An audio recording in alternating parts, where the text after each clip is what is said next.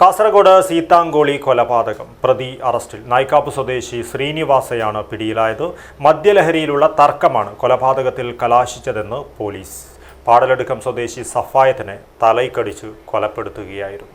സീതാങ്കോളിയിൽ ഡ്രൈവറെ തലക്കടിച്ച് കൊലപ്പെടുത്തിയ കേസിൽ പ്രതി പിടിയിൽ.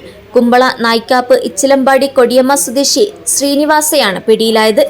ബാപ്പാലിപ്പൊനം പാടലടുക്കം സ്വദേശി ഷഫായത്തിനെ തലയ്ക്കടിച്ച് കൊലപ്പെടുത്തുകയായിരുന്നു. മദ്യലഹരിയിലുള്ള തർക്കമാണ് കൊലപാതകത്തിൽ കലാശിച്ചതെന്ന് പോലീസ് പറഞ്ഞു. സീതാങ്കോളി പെർല റോഡിലെ ബീവറേജ് ഔട്ട്ലെറ്റിന് സമീപത്തെ ആളൊഴിഞ്ഞ കെട്ടിടത്തിനകത്താണ് കഴിഞ്ഞ ദിവസം മൃതദേഹം കണ്ടെത്തിയത്. മരക്കൊമ്പ് കൊണ്ടുള്ള അടിയേറ്റ് തലയ്ക്ക് പരിക്കേറ്റ നിലയിലായിരുന്നു മൃതദേഹം കണ്ടെത്തിയത്. മരക്കൊമ്പ് സംഭവസ്ഥലത്തു നിന്ന് കണ്ടെടുത്തിരുന്നു. ചൊവ്വാഴ്ച ഉച്ചയോടെയാണ് ചോര വാർന്ന നിലയിൽ മൃതദേഹം കണ്ടെത്തിയത്. കഴിഞ്ഞ ദിവസം ഷഫാത്തും ശ്രീനിവാസയും തമ്മിൽ വാക്കുതർക്കവും ബഹളവും നടന്നിരുന്നു. ഇതിന്റെ തുടർച്ചയായാണ് കൊലപാതകം. സീതാങ്കോളിയിലെ കോഴിക്കടയുടെ വാഹന ഡ്രൈവറായി ജോലി ചെയ്തു വരികയായിരുന്നു ഷഫാത്ത്. നേരത്തെ പച്ചക്കറി, മീൻ വിൽപ്പന നടത്തിയിരുന്നു. കാടുമൂടി കിടക്കുന്ന ബീവറേജ് ഔട്ട്ലെറ്റ് പരിസരം ലഹരി സംഘങ്ങളുടെ താവളമാണെന്ന് പറയുന്നു.